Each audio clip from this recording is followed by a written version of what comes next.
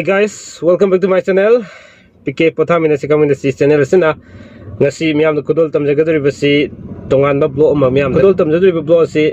nahan makai de blog semja matam na ka da leraga record tawjabane du ngasi de khara satho ga haitare sum ka manung da leisin masi nungai de adun khara satho ga miyam da aina chatloiba journey sida thengnaja awa nungai si miyam na kudol tamjage aduga chatkoliba mafam asi uchiwa da leiba radio lokta aina khangnariba कोई community radio service हौकी चाही दगी establish तौदुना ngasi फाउदर रन तौरिबा दो हारिबा community radio service FM radio service सिगी ओइना सो अनौबा यूट्यूब चैनल अमा हांगदोक्सरे रेडियो लोकताक उसिवा हाइदन लेबने होजि आइना मयाम द उहनजरिबसिनी मसी मयाम द सब्सक्राइब तौबियो लाइक शेयर तौबियो आइगी ओजामना एस्टाब्लिश तौबिदुना सुमाइना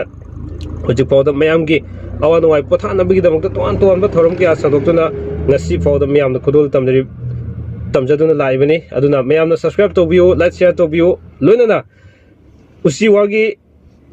community radio service na leriba habidi usiwada leriba community radio service gi radio lokta si subscribe tobibu matamda aigi channel POTHAMINASI KHANGMINASI jo like share tobu kobiramganu amadi subscribe tobidu singna subscribe pudumak tomina duna channel ani sibo hena chokhat minaba tanjadu lomina siaba wafamji thamjage aikoina su angam bathakta mayamgi phothana ba amadi khamina ba kana gada ba kyama soidana ki amadi entertainment oiba tongan tongan bo kyama soidana ki semjarake yamna khudol tamjarake ko ngasigi journey je wan wai khara thengna bi ai thengna tabi ai yeng let's see lambi se am nuai re project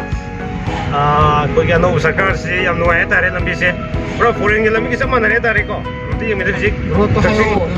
Wangjing तकी उसी कोई ने लाचे से Wangjing तकी Kakching lump ताब लंबी ने चली लंबी जो मोरे लंबी फाउंड पे आबा मोरे की ओबसी हम थूरे तारे सिकान से देखो तो ना वो सीसम यानी उसी तो कौन है ना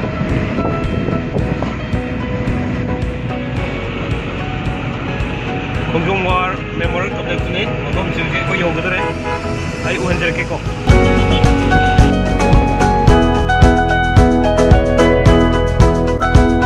लाइबा एप्रिल की तांग कुलुम दोइसिदा पांगथोक कदरिबा कुंजोम वार मेमोरियल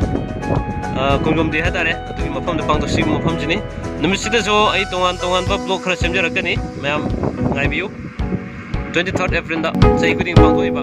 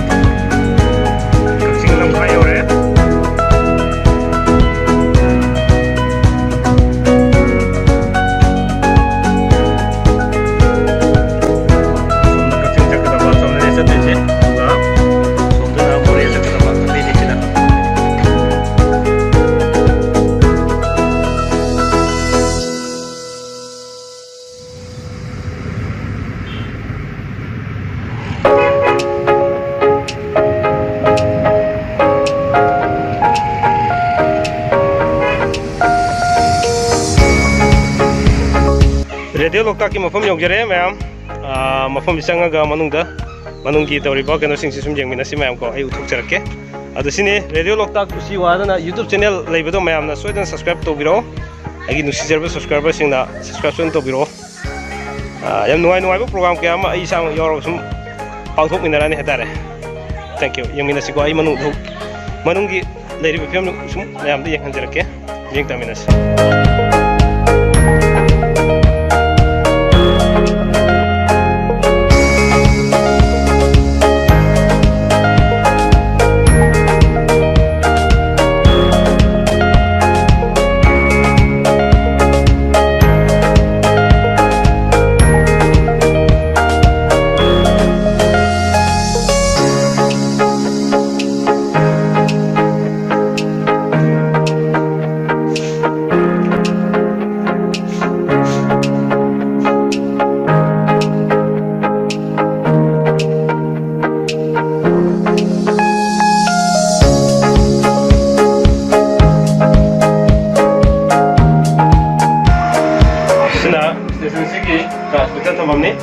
सिदगी लोना ma'am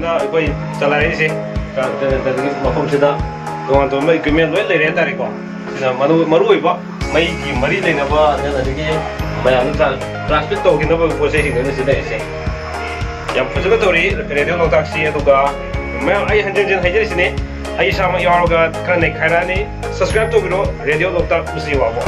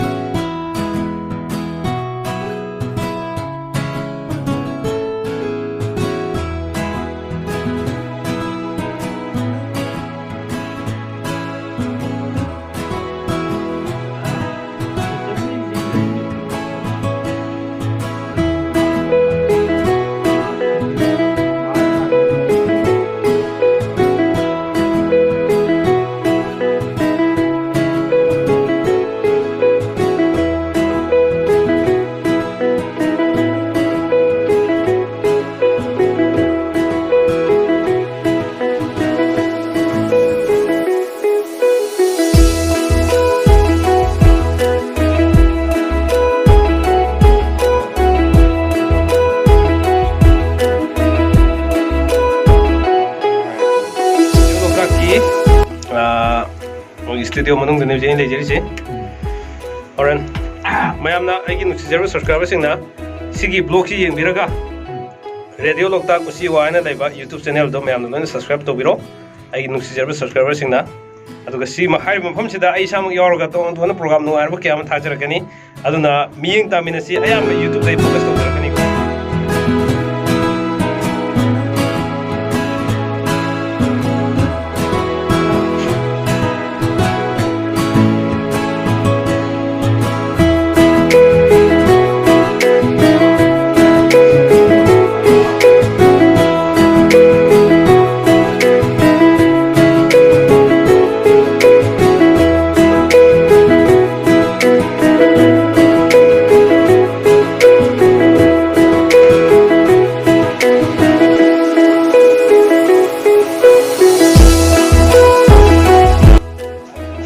ngasigidi matang sa tu senjage mayam na loy faw mi ta bibi kita mak ngkai de na thaga sari radio loktak usi wabu subscribe to view amadi ei channel pk channel busu yam thuna 100k subscriber yodore mayam na yohan biro matam du da aina soidana maki mayam gi damakta give away ma tawjarake mayam unabugi tanjam su lawjarake okay thank you so much kanglai pa na yai pare